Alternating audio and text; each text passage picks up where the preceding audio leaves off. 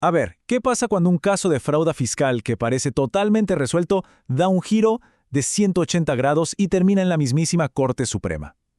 Hoy vamos a meternos de lleno en una de las sagas legales más interesantes de Perú, el caso conocido como Scrap Metal. Es una historia que tiene de todo: facturas falsas, veredictos que se contradicen y al final una decisión que marcó un antes y un después. La pregunta que tuvo en vilo a todo el sistema judicial fue básicamente esta. ¿Eran los acusados culpables de un fraude súper elaborado o quizá eran víctimas de un error judicial? ¿O será que la verdad estaba en una zona gris mucho más complicada? Vamos a sumergirnos en los hechos para entenderlo. Bueno, todo arranca con una empresa, Scrap Metal Per Sac. Entre los años 2005 y 2006, esta compañía se vio en el centro de una investigación por presuntamente defraudar al Estado peruano. Pero, ¿de qué iba la acusación exactamente?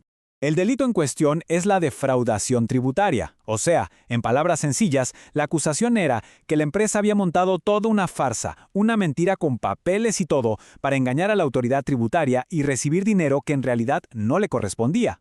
Ojo, no hablamos de un simple error, sino de un acto deliberado, de una simulación. Ahora aquí podemos ver quiénes son los protagonistas de esta historia. La fiscalía identificó a Fanny Basso, la gerente, y a Enrique Ramírez, el apoderado, como las cabezas de la operación. Pero claro, supuestamente no actuaron solos. Contaron con la ayuda de cómplices, como la contadora y varios supuestos proveedores que fueron piezas clave para armar todo este esquema tan complejo. Entonces, ¿cómo funcionaba este supuesto fraude? Según la fiscalía, el plan tenía 4 pasos bien claros. Primero, simulaban operaciones de compra que en realidad nunca ocurrieron. Segundo, para darle apariencia de legalidad, respaldaban esas compras falsas con facturas fraudulentas. ¿Y el objetivo final? Usar todos esos documentos para, tercero y cuarto, obtener devoluciones y créditos fiscales del Estado de manera ilegal. Y con todo esto sobre la mesa, el caso por fin llega a los tribunales. Este fue el primer round legal y, la verdad, para la fiscalía el panorama se veía bastante despejado. Y es que la evidencia que presentó el Estado parecía irrefutable. El informe de la autoridad tributaria, la SUNAT, fue demoledor. Su conclusión, que el 98% de las facturas de proveedores eran falsas. Y por si fuera poco, los mismos proveedores testificaron que jamás le habían vendido nada a la empresa. Todo esto parecía un castillo de naipes a punto de caer. Con esas pruebas, el resultado parecía cantado, ¿no? Y sí. Así fue. El juzgado de primera instancia declaró culpables a todos. Consideró que el informe de la SUNAT era prueba más que suficiente de la simulación. Parecía que el caso estaba cerrado.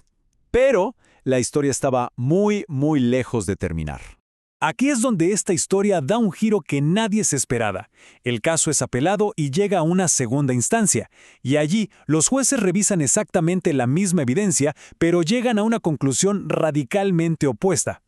Esta tabla lo explica perfectamente. Mientras que el primer tribunal vio un esquema de fraude clarísimo, el segundo se hizo una pregunta que lo cambió todo.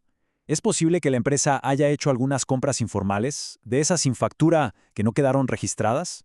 Para ellos, esa simple posibilidad ya creaba una duda razonable. ¿Y esta frase? Esta frase es el corazón de toda la controversia. La Sala Superior dijo que la simple posibilidad de que existieran algunas transacciones informales, aunque no estuvieran documentadas, era suficiente para absolver a los acusados. En otras palabras, si la Fiscalía no podía probar al 100% que todas las operaciones eran falsas, entonces había duda, y si hay duda, se absuelve. Imagínense el revuelo que causó esta absolución. Fue como un terremoto en el sistema judicial. Obviamente, ni la SUNAT ni el Ministerio Público se iban a quedar de brazos cruzados. Así que llevaron el caso hasta la máxima autoridad judicial del país, la Corte Suprema. Usaron una herramienta legal llamada recurso de nulidad. Con este recurso, ambas partes argumentaron que la Sala de Apelaciones había interpretado la ley y las pruebas de forma incorrecta. Básicamente, pidieron anular esa sentencia absolutoria y que todo se revisara de nuevo. La Corte Suprema se tomó su tiempo, analizó todo el proceso y su conclusión fue, miren, tajante.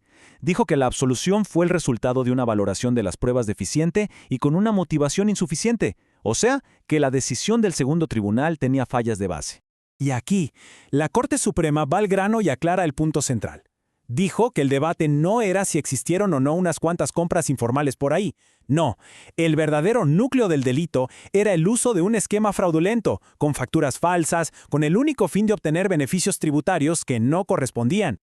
Con esa aclaración tan potente, la Corte Suprema actuó con firmeza, anuló la absolución, borrándola del mapa, ordenó que se hiciera un juicio oral completamente nuevo, desde cero, y para garantizar total imparcialidad, exigió que fuera ante un grupo de jueces totalmente diferente. Ok, después de toda esta montaña rusa judicial, ¿qué nos queda? ¿Cuál es la lección?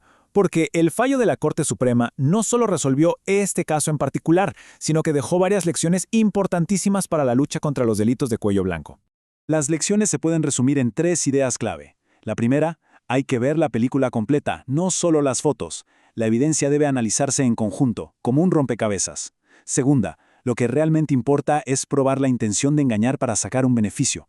Y tercera, y quizá la más importante, este caso ayuda a trazar una línea mucho más clara sobre qué es y qué no es una duda razonable en el mundo tan complejo del fraude financiero.